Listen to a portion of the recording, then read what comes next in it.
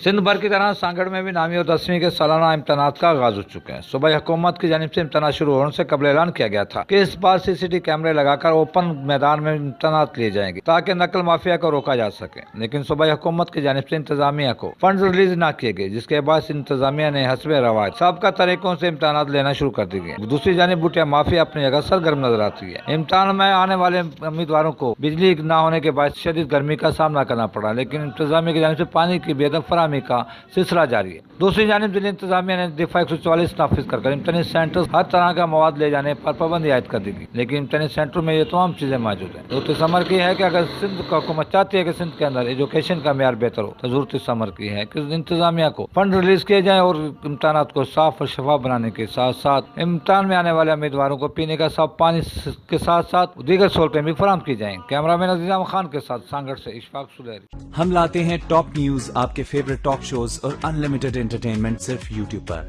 अगर आपने अभी तक हमारा चैनल सब्सक्राइब नहीं किया तो अभी सब्सक्राइब करें और बेल आइकॉन को क्लिक करके हमारी लेटेस्ट वीडियोस के बारे में अपडेट जानें।